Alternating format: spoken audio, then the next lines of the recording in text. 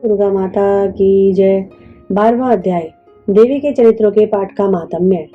देवी बोली, हे देवताओं, जो पुरुष इन स्तोत्रों द्वारा एकाग्रचित होकर मेरी स्तुति करेगा उसके संपूर्ण कष्टों को निसंदेह हर लूंगी। मधुकैटभ के नाश, महिषासुर के वध और शुंभ और निशुंभ के वध की जो मनुष्य कथा कहेंगे, मेरे महात्म्य को अष्टमी, चतुर्दशी व नवमी के दिन एकाग्रचित्त होकर भक्ति पूर्वक सुनेंगे, उनको कभी कोई पाप न रहेगा। पाप से उत्पन्न हुई विपत्ति भी उनको न सताएगी। उनके घर में दरिद्रता न होगी और उनको प्रियजनों का बिछोह भी नहीं होगा। उनको किसी प्रकार का भय न होगा।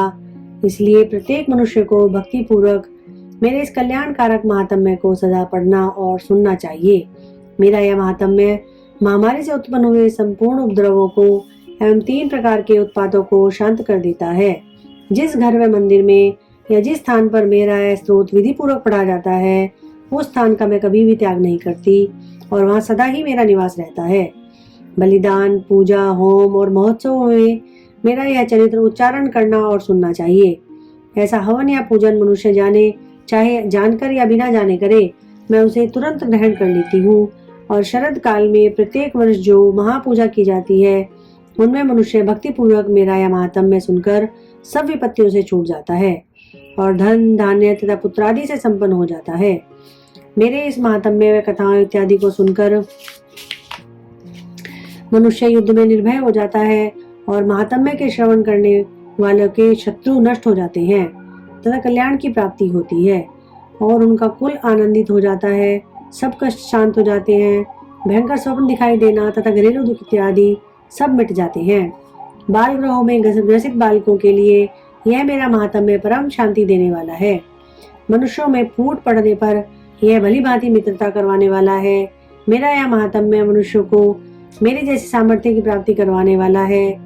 पशु, पुष्प, अर्घ, धूप, गंध, दीपक इत्यादि सामग्रियों द्वारा पूजन करने से, ब्राह्मणों को भोजन करा के, हवन करके, प्रतिदिन अभिषेक करके, नाना प्रकार के भोगों को अर्पण करके और प्रत्येक वर्ष दान इत्यादि करके जो मेरी आराधना की जाती है, उससे मैं जैसी प्रसन्न हो जाती हूँ, वैसे ही प्रसन्न मैं इस चरित्र के सुनने से भी हो जाती हूँ।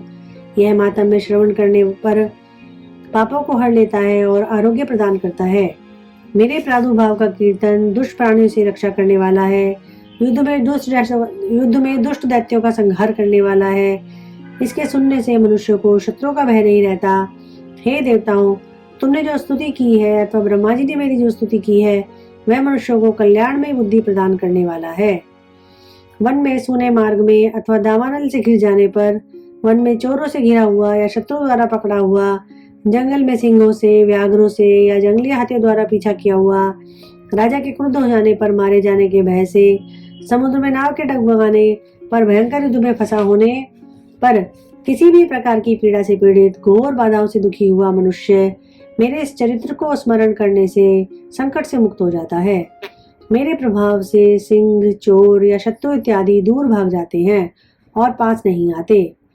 महिषी ने कहा, प्रचंड पराक्रम वाली भगवती चंडिका यों कहने के पश्चात सब देवताओं के देखते ही देखते अंतर्ध्यान हो गई और संपूर्ण देवता अपने शत्रुओं के मारे जाने पर पहले की तरह यज्ञ भाग का उपभोग करने लगे और उनको अपने अधिकार फिर से प्राप्त हो गए तथा युद्ध में देवताओं के शत्रुओं शुंभ और निशुंभ के देवी के हाथों मारे जाने पर बाकी बचे हुए राक्षस पाताल की ओर चले गए।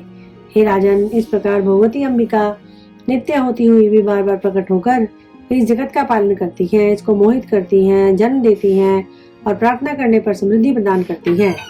हे राजन, भगवती ही महाप्रलय के समय महामारी का रूप धारण करती हैं और वही संपूर्ण ब्रह्मांड में व्याप्त है और वही भगवती समय समय पर महाकाली और महामारी का रूप बनाती है और स्वयं अजन्मा होती हुई भी सृष्टि के रूप में प्रकट होती हैं। वह सनातनी देवी प्राणियों का पालन करती हैं और वह मनुष्य के अभ्युदय के समय घर में लक्ष्मी का रूप बनाकर स्थित हो जाती हैं और अभाव के समय दरिद्रता बनकर विनाश का कारण बन जाती है।